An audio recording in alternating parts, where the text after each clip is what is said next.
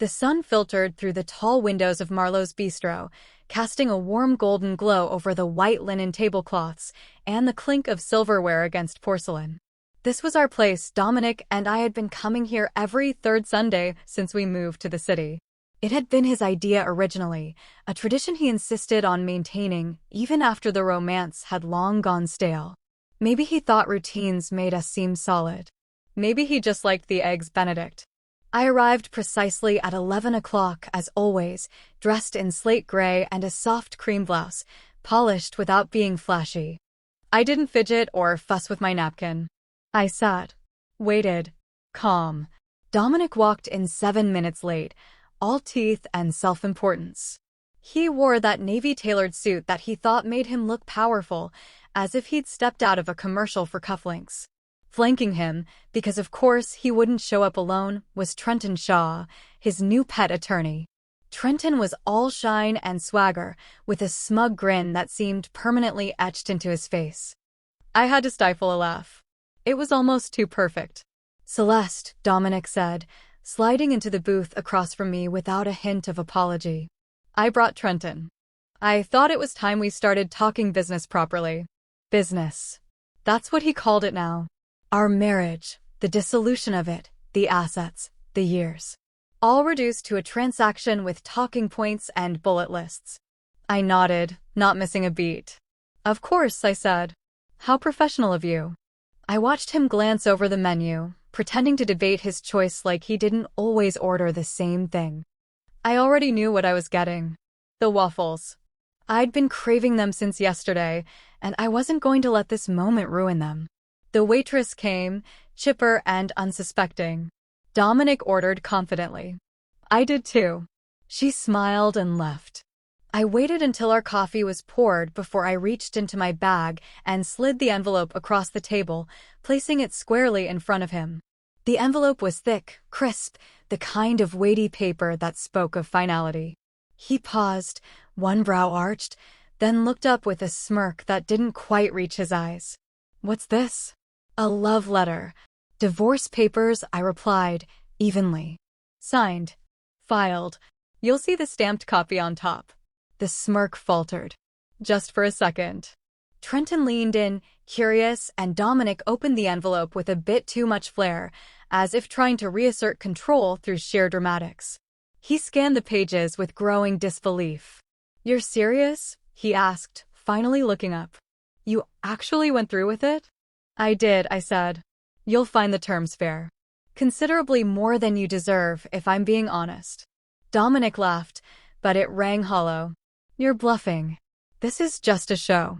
You don't make moves like this, Celeste. You consult. You advise. You sit in the background and nod along." Trenton leaned back, crossing his arms like he was waiting for the punchline. I sipped my coffee. "You've always mistaken my silence for weakness." "That's on you." He stared at me, searching for something: regret, vulnerability, fear. I gave him none of it. I wasn't angry. I wasn't performative. I wasn't going to give him a tearful scene in the middle of our favorite restaurant. This wasn't his stage anymore. "I'm not signing this," he said eventually, setting the papers down with a bit too much force. "Not without my own terms." "You're welcome to contest it," I replied, reaching into my bag again. "But it's already filed. You have 21 days to respond." He bristled, and Trenton tried to step in, his voice slick and confident. "Celeste, surely we can discuss this amicably. There's no need to rush. We could have done this in private." I turned to him for the first time. Dominic chose this restaurant for every important conversation. I simply honored the tradition. The waitress returned with our food, blissfully unaware of the tension now thick in the air. I thanked her and began cutting my waffles neatly. I wasn't about to let them get cold over Dominic's tantrum. "You're not even going to stay and talk this through?" he asked, gesturing at the untouched papers like they were some kind of betrayal. I looked up, serene. "No. I came to deliver a message." "That's done."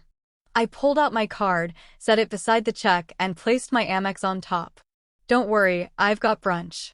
His mouth opened slightly, maybe to protest, maybe to mock. But I was already standing, smoothing my skirt. I didn't look back. Not when I walked past the hostess stand, not when the door chimed behind me, not when the spring breeze hit my face and reminded me just how light I felt. Let him sit there with his flashy lawyer and his lukewarm coffee. Let him think I'd made a mistake. He had no idea what was coming. People always assumed I was just the consultant in the room, the quiet one with a sharp eye for inefficiencies and a calm tone that didn't ruffle feathers. They thought I was helpful but harmless. Decorative. Even Dominic, especially Dominic, bought into that image so thoroughly that he never questioned how I always knew what to say, which buttons to press, or how I kept myself so protected. My office sat on the 22nd floor of a building I owned through a network of shell companies. The irony never failed to amuse me. The name on the lease wasn't mine, but the power behind every signature was. Today, the blinds were open, letting in the gray light of an overcast Monday. I liked days like this, quiet, introspective. The city felt slower, easier to read. I leaned back in my chair, a sleek design I'd selected years ago, and stared out across the skyline. My reflection in the glass stared back, composed, patient, waiting. My hands folded in my lap, one thumb slowly running over the other. I wasn't nervous. I was savoring this moment. Dominic thought yesterday was about drama, about emotion. He didn't understand that the brunch wasn't the finale, it was only the first step in a carefully orchestrated play. A soft entry. I'd watched him swagger into that booth, thinking he was holding all the cards. But he had no idea the deck was mine.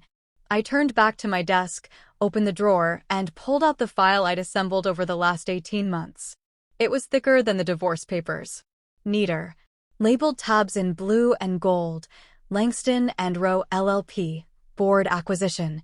Shareholder transfers. Amended voting rights. I had purchased my first shares in the firm almost 2 years ago, quietly and in small amounts. A friend, one who owed me more than a few favors, had helped me establish an investment group as cover.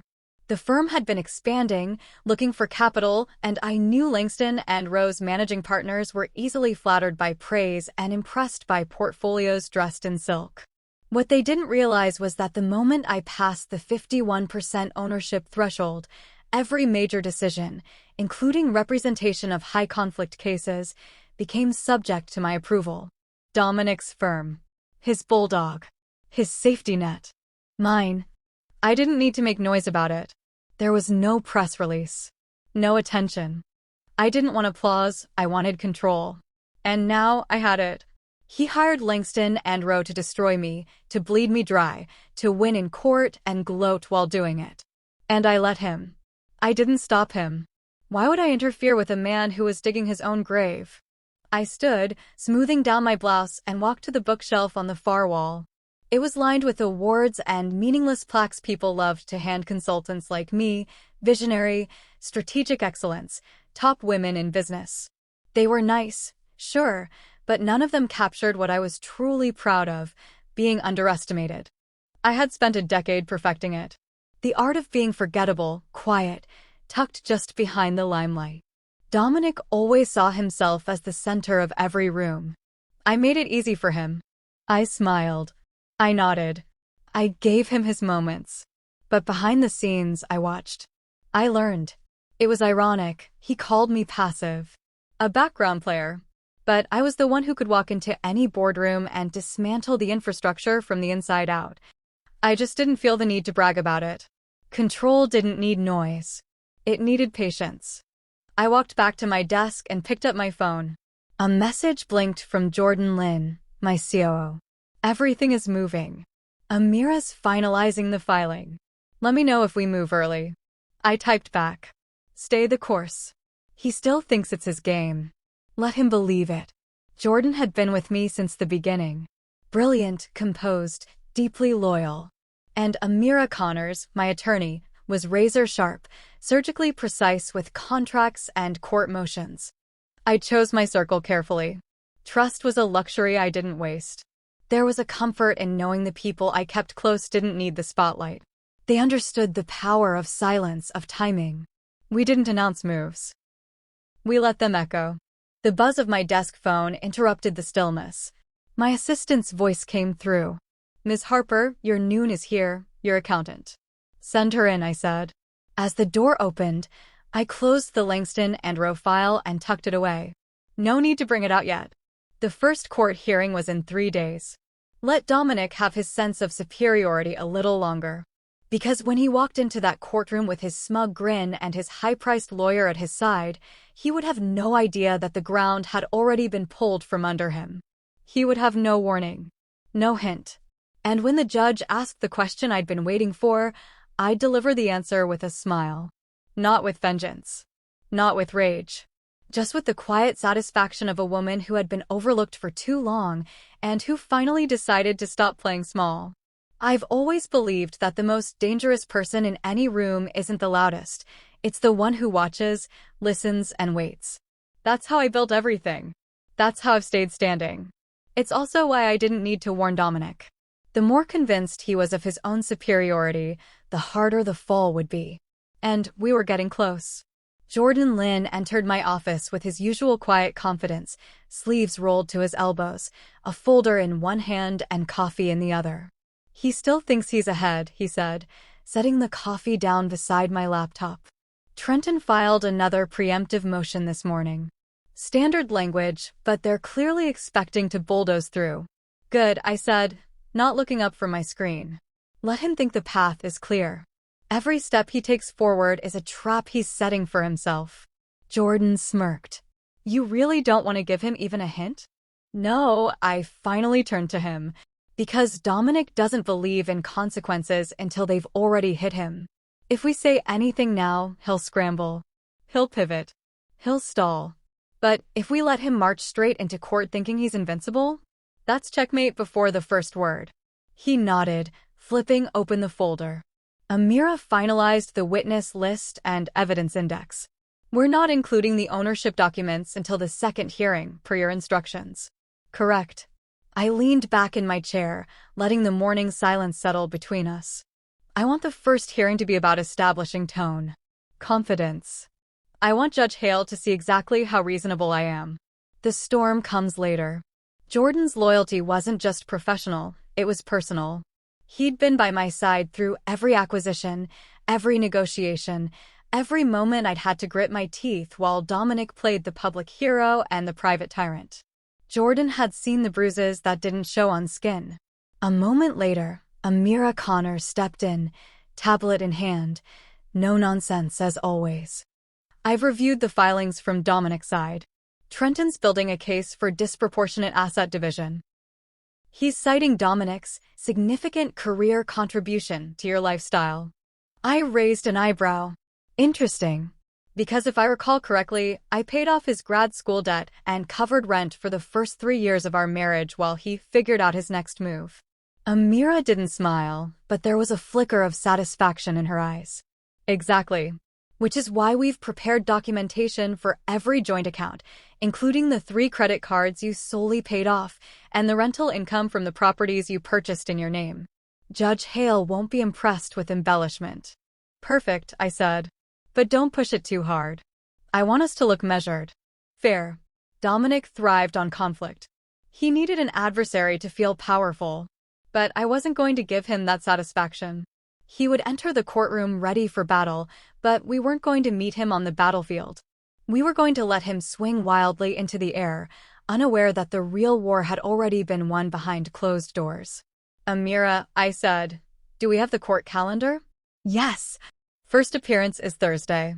Judge Hale already denied Dominic's request for a remote session. He'll have to show up in person. Good. That meant he'd walk into that room under the full weight of his ego. Polished shoes, arrogant posture, probably with a little speech rehearsed in front of the mirror. The visual alone would be satisfying. Jordan glanced down at his notes. Are we sure about not informing Langston and Rowe yet? They still don't know you're the majority shareholder. It could get messy. That's the point, I said. If they knew, they'd pull out before the hearing. Then Dominic has time to regroup, and the moment passes quietly. No. I want the impact. I want it on the record. I want Judge Hale to see it unfold in real time. It wasn't cruelty. It was precision. A message sent with surgical clarity. I am not the woman you tried to erase. We spent the next 2 hours tightening every corner of our presentation. Amira prepared talking points that emphasized stability, fairness, and good faith. Jordan mapped out backup contingencies in case Dominic tried to delay. I reviewed every document line by line, not because I didn't trust them, but because control was what kept me steady. By the end of the meeting, my office was quiet again. Jordan and Amira had returned to their floors. The light had shifted, clouds thinning to let slivers of sun sneak through. I stood, stretching the tension from my spine, and walked to the large mirror near the bookshelf. I looked the same as I always did, soft hair, clear eyes, neutral palette. But behind that reflection, I felt the charge humming beneath my skin. This wasn't revenge. It wasn't about winning over Dominic. This was reclamation.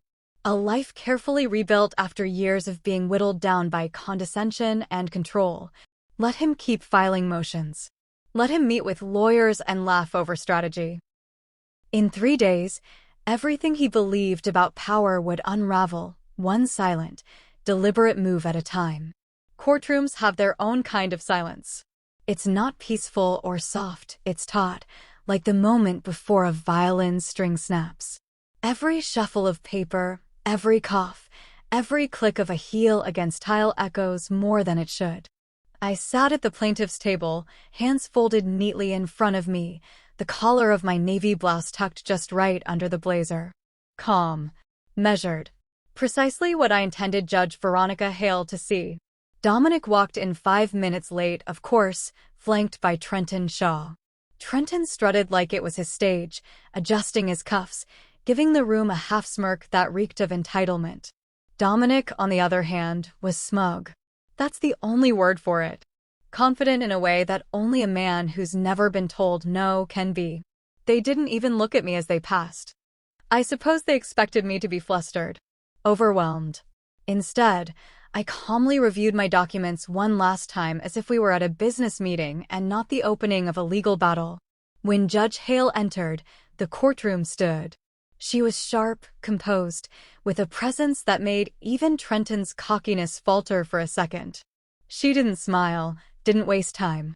Once we were all seated again, she got right to it. Before we proceed, there's a matter I need to address. Her tone was clipped. Efficient. Mr. Shaw, you are representing Mr. Dominic Harper, is that correct? Trenton stood confidently. Yes, Your Honor. I represent Mr. Harper as lead counsel from Langston and Rowe LLP. Judge Hale turned her eyes toward me. Ms. Harper, as you are aware, court protocol requires opposing parties to disclose any potential conflicts of interest prior to representation. Do you have any objection to Langston and Rowe representing your husband in this matter? This was the moment. I stood slowly, deliberately. Not rushed. Not dramatic. I looked directly at the judge, my voice clear. Yes, Your Honor. I do. Trenton turned toward me, blinking. Dominic scoffed. What kind of game is this? Judge Hale raised a brow. Please elaborate, Ms. Harper. I took a single step forward. As of 18 months ago, through a private equity acquisition, I became the majority shareholder in Langston and Rowe LLP. As of that date, I hold 56% voting rights. As such, I am formally withdrawing the firm's authorization to represent Mr. Harper in this proceeding. The courtroom didn't erupt all at once. It cracked like thin ice under pressure. First a gasp from someone in the back. Then whispered confusion. Trenton's face turned from bemused to blank. Dominic just sat there, blinking like he didn't understand the words I'd spoken. What the hell are you talking about? He finally barked. I didn't answer. My eyes remained on Judge Hale, who now looked mildly intrigued. Ms. Harper, do you have documentation of this ownership? Amira, seated beside me, smoothly handed the packet to the clerk. Filed with the SEC and the State Bar, Your Honor. The judge reviewed it quickly. She'd clearly dealt with high-stakes drama before, but I could tell this caught even her by surprise. Trenton cleared his throat, trying to recover. Your Honor, we weren't aware of any. Then you failed your due diligence, Judge Hale interrupted. Langston and Rowe cannot represent the defendant under these circumstances. Effective immediately, they are recused from this case. Mr. Harper, you will need to obtain new counsel. Dominic stood now, fists clenched. This is a setup. This is manipulation. No, Dominic, I said quietly. This is business. The silence that followed was different from before, heavier, broken only by Judge Hale's voice as she moved briskly to the next steps. Then you failed your due diligence, Judge Hale interrupted. Langston and Rowe cannot represent the defendant under these circumstances. Effective immediately, they are recused from this case. Mr. Harper, you will need to obtain new counsel. Dominic stood now, fists clenched. This is a setup. This is manipulation. No, Dominic, I said quietly. This is business.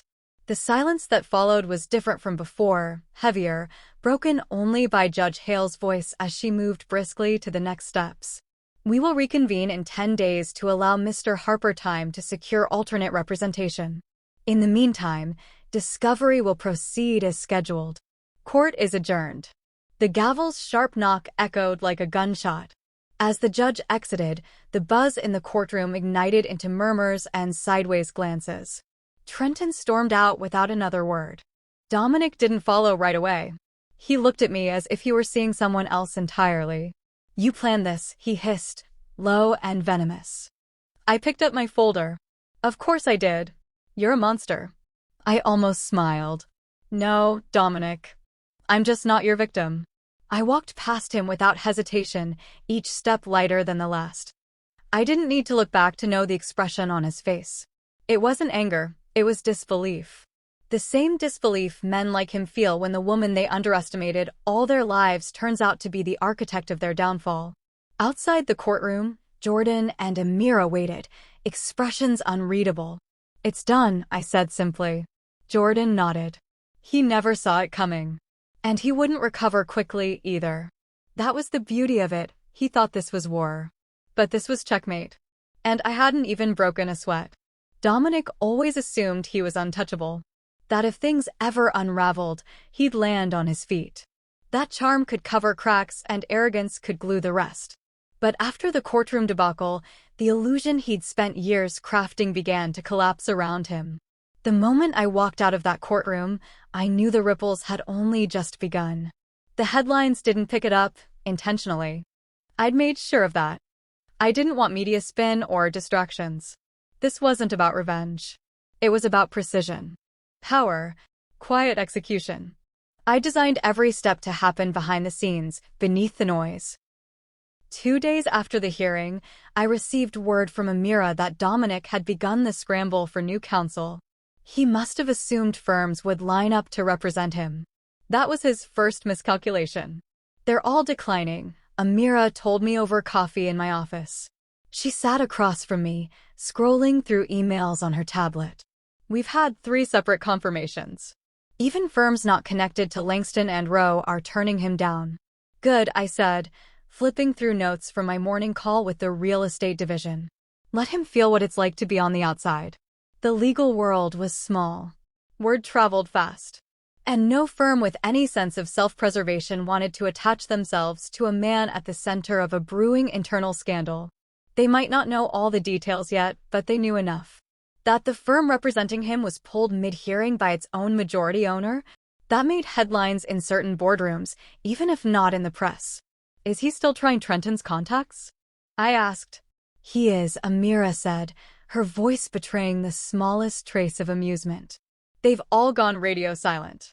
The whispers say he was blindsided and unstable in court. No one wants to step into that mess. I leaned back in my chair and allowed myself a single deep breath. This part, the fallout, it wasn't glamorous.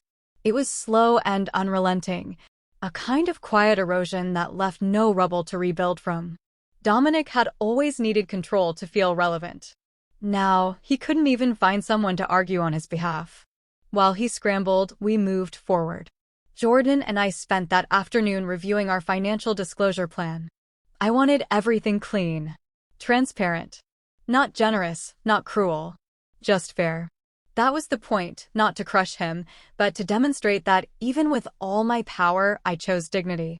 This offer is more than reasonable, Jordan said, highlighting the division of liquid assets and noting the exclusion of certain holdings I'd never shared with Dominic. He walks away with property, joint investments, and a stipend. He just doesn't touch the trusts. Or the parent company. And he won't, I said.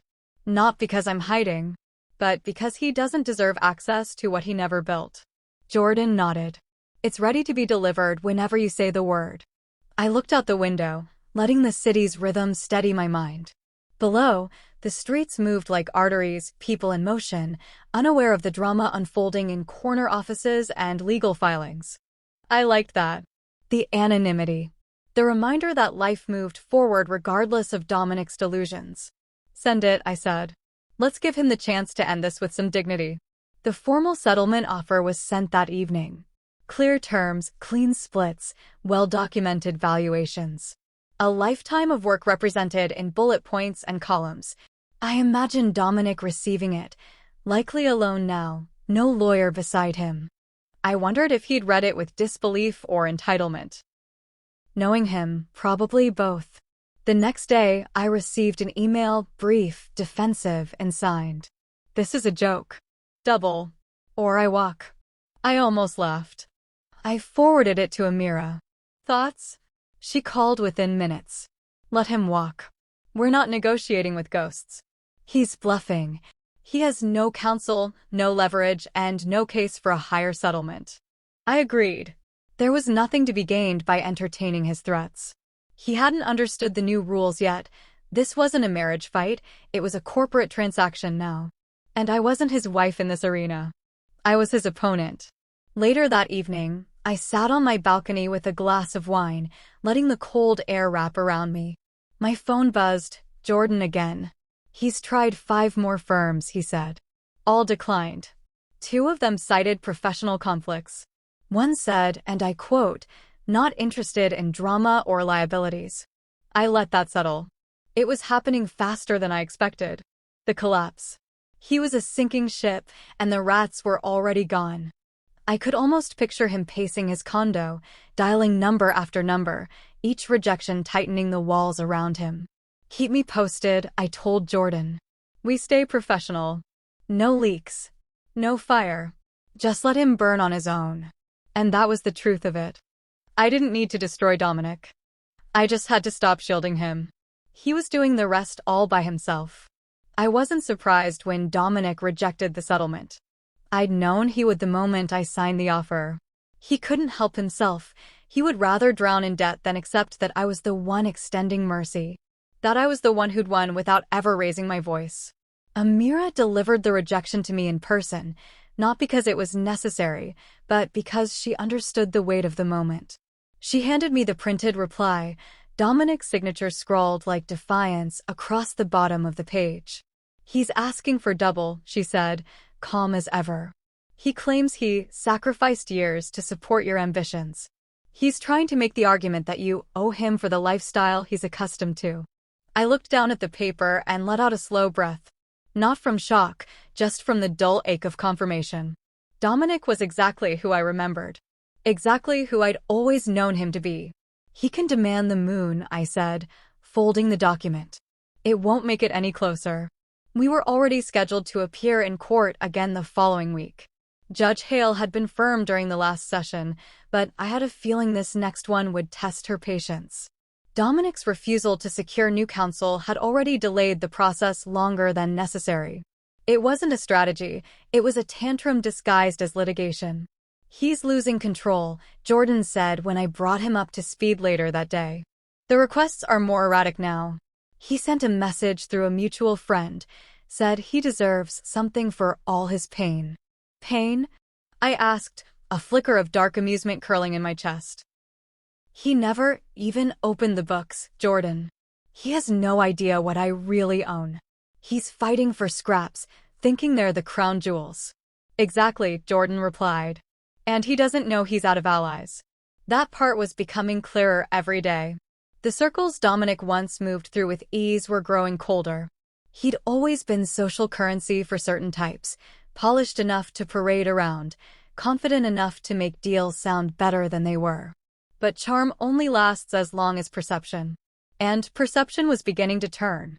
The firms that had once praised him behind closed doors were now publicly distancing themselves. Invitations were drying up. Even social media, that stage he loved to perform on, had grown quiet. No posts. No announcements. Just silence.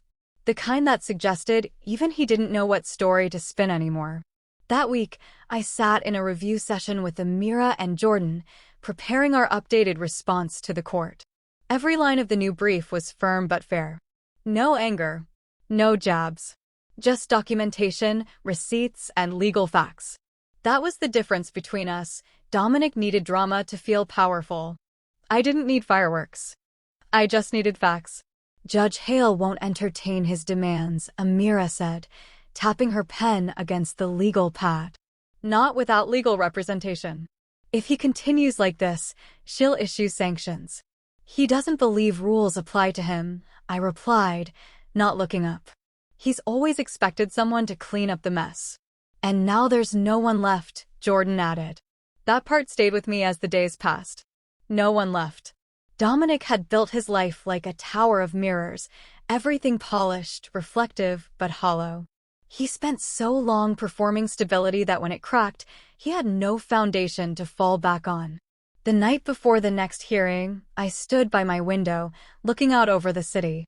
The skyline shimmered beneath the weight of a coming storm, and I felt it too, this shift, this slow untangling of who I used to be and who I'd become.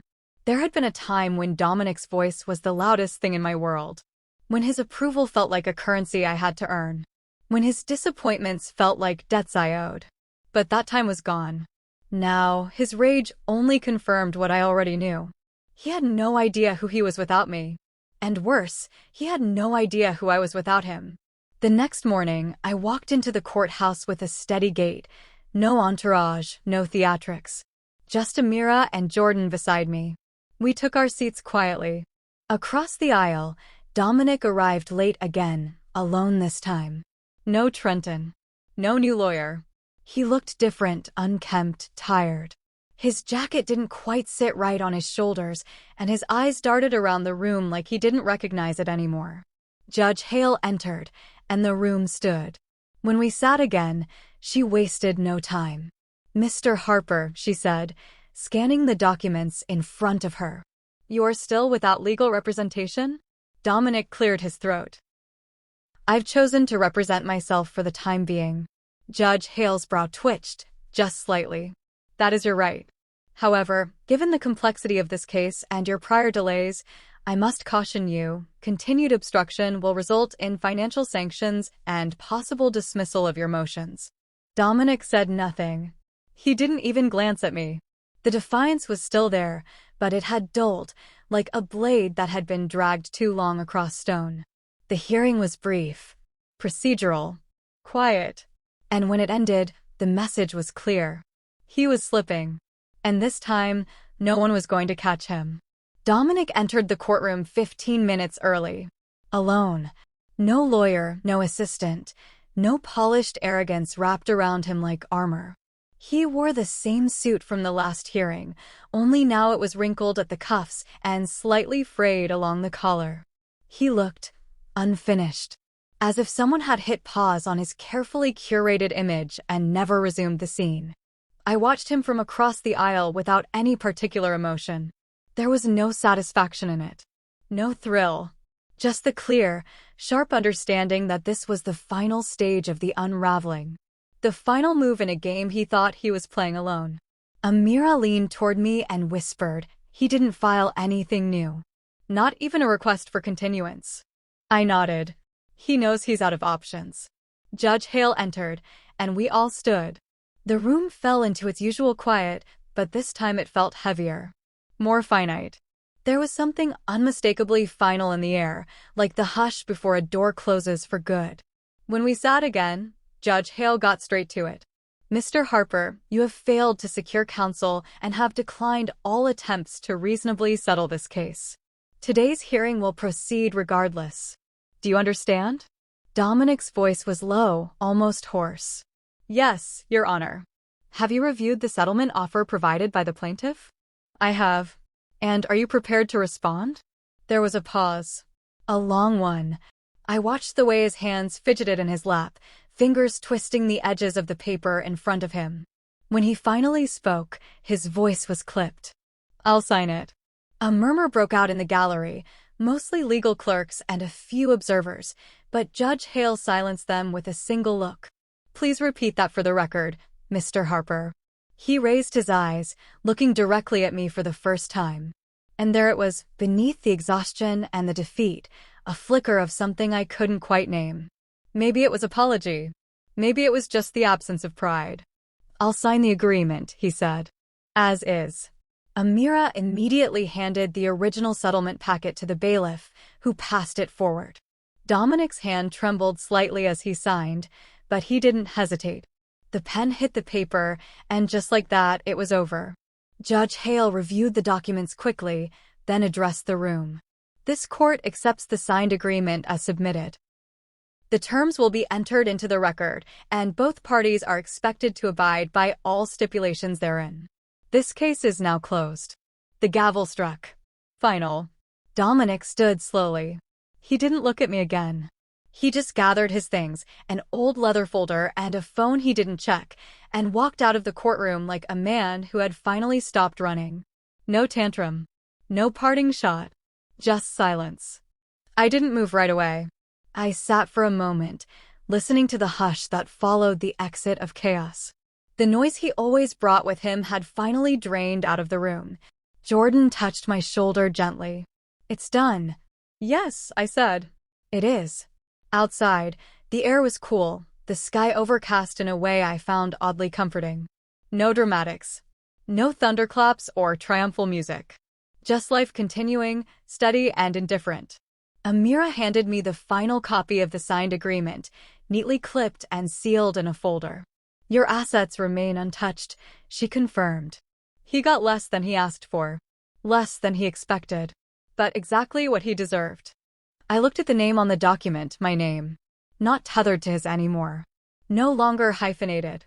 No longer hidden behind Mrs. I felt the weight of it settle in my chest like a key turning in a lock. Back at my office, I didn't celebrate. I didn't toast or share a speech with my team. Instead, I sat at my desk with the lights low and reread the agreement one more time. Every line was clean. Every number exact. It wasn't just a settlement. It was a symbol. Proof that I had ended it on my terms. There was a message on my phone from an old friend, someone who hadn't reached out in years, but had clearly heard whispers. It was short. He never knew who he was really dealing with, did he? I didn't respond. There was nothing left to say. This wasn't about Dominic anymore. It hadn't been for a long time.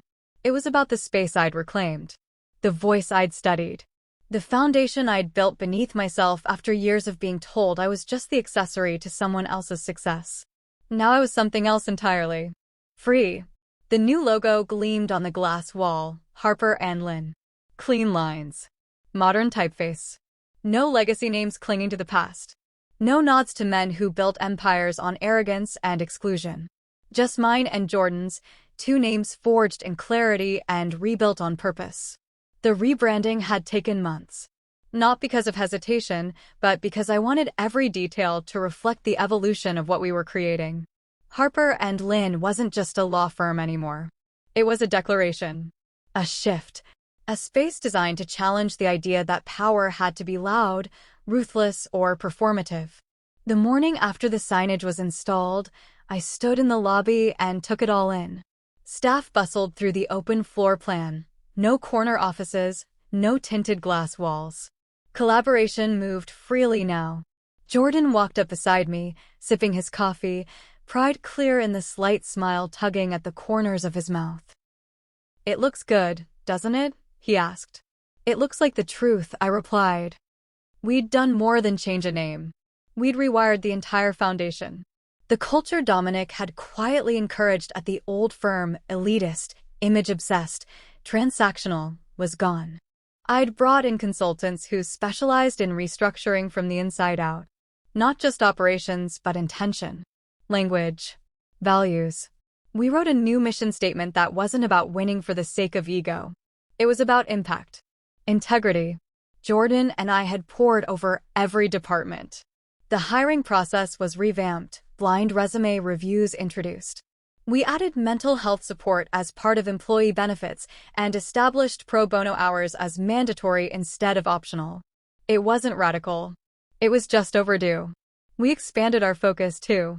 Tech startups led by underrepresented founders. Community organizations that needed legal counsel but had never been able to afford it. Innovation hubs with more passion than protection. These weren't just charity cases, they were investments in a future that didn't leave people behind. Tech once in, Jordan told me later that week, handing me a report. For different platforms have reached out. 2 want ongoing legal partnerships. 1 wants us to help develop ethical governance protocols. I scan the numbers, impressed but not surprised. They see the shift. They see the stability, he said. They know we're not just rebranding, we're redefining. Amira joined us in the conference room for a strategy session. She'd taken over as head of litigation, something I'd offered her the day after the final court hearing. She had the mind, the composure, and most importantly, the values. She didn't hesitate. I've reviewed the Langston and Rowe client transition files, she said, laying out folders. Half of their mid-level clients are jumping ship. A third have already reached out to us. I blinked, then laughed quietly. I didn't expect it that quickly. You didn't have to, she said. Dominic was the face of their elite brand. Once that fell apart, the rest followed. We decided to be selective. Not every client fit our new direction. Profit wasn't our only metric anymore. Jordan and I worked through each inquiry with care. If they didn't align with the values of Harper and Lynn, we passed. No regrets. No apologies. That afternoon, I walked the floor, checking in with teams, asking questions, listening. One of the younger associates, Samira, flagged me down near the espresso station. "Miss Harper," she said, nervous but determined, "I just wanted to say thank you. This place feels different now. Like I actually matter here." I smiled. "You do. That's the point." After she walked off, I lingered. That was the win for me. Not headlines or contracts or capital. But that moment, knowing that someone felt seen, heard, valuable. That was the empire I wanted to build. Later, in my office, I reviewed our quarterly goals. Expansion into clean energy startups. A proposal to support displaced entrepreneurs in underserved communities. A partnership with a local nonprofit that offered legal literacy to single parents navigating custody and housing issues. The old firm wouldn't have looked twice at any of it. Too niche, too low profile, too charitable. But to me, this was power, real power. The kind that didn't rely on fear or ego, but on intention and impact. As dusk settled over the city, I stood at the window and looked out at the glowing skyline. For the first time in years, I didn't feel like I was reacting to someone else's moves. I wasn't defending or dodging or recovering. I was choosing. This wasn't just a new chapter. It was an entirely new book. And I was writing it with people I trusted, on principles I believed in. Dominic had once told me I didn't have the edge to lead anything on my own. That I was too balanced to make the hard calls. What he never understood was that balance isn't a weakness. It's a weapon. And now, with Harper and Lynn rising, I finally had the space and the freedom to use it. The courtroom was smaller than the ones I usually walked into now. No marble columns. No polished wood paneling.